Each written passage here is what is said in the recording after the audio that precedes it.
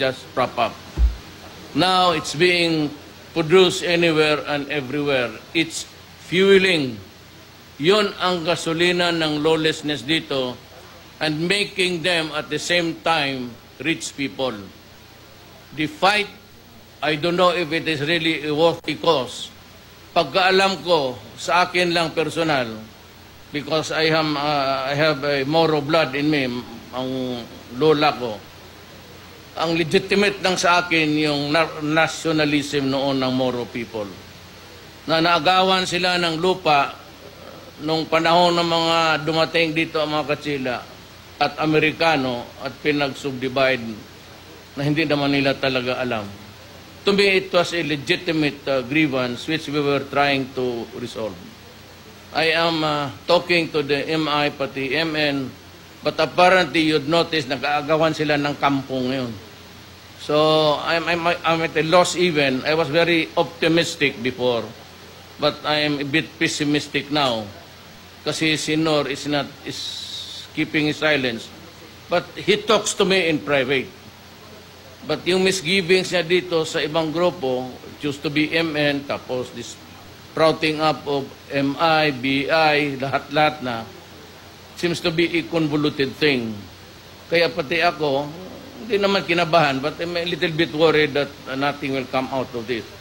But anyway, with or without the success of talks, you have to do your duty. And alam mo na, sometimes it could end not only your career but your life. But you can be assured na yung Commander, could you give the tikas pahinga? I'm sorry.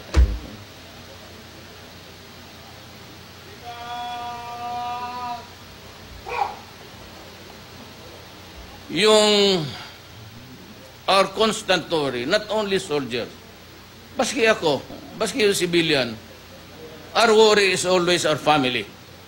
Anong mangyari ng mga anak natin pag nawala tayo bigla? That is the one thing that bugs us every day of our life. And that is why I know na ano ang nasa isip ninyo.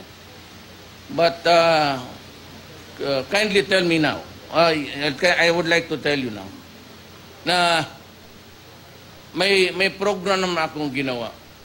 Your children will be assured of education.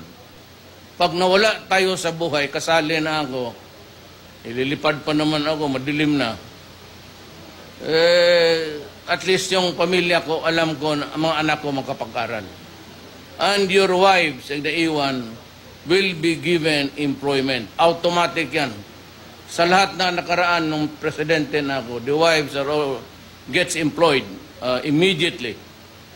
At yung mga bata, kung naan sila sa eskwelahan, they are being financed by government now. That is the least that I can do for you, for doing your duty to your country. Yan ang maasahan ninyo sa akin. Ang ayaw ko lang yung may magkulang, ayaw ko sa panahon ko, na sabihin na huli kami dito, natalo kami, medyo tagilid kasi wala ito, wala ito. Kaya sabi ko sa inyo, sabihin ninyo kung ano ang meron, ano pa ang kulang. Kaya kung pintik na lang ang kulang ninyo, magpagawa ako ng marami doon sa Cebu. Kung yun na lang kailangan ninyo, sige, I just want you fully equipped with the frame of mind and komportable ka na kung sakali lang, lahat naman talaga mamamatay. Kung sakali mawala ka, ang pamilya mo may tumitingin, ang gobyerno mismo, at utang ng gobyerno yan sa iyo. So that is my promise to you. By the time I would leave the presidency, I would have invested so many billions for the trust fund of your children and family. Hindi na ako magtagal kasi magabi na, I have to take off. Thank you for your warm welcome and for listening to me this afternoon. I can assure you, I have nothing but the best for all of you. Maraming salamat po. Thank you very much.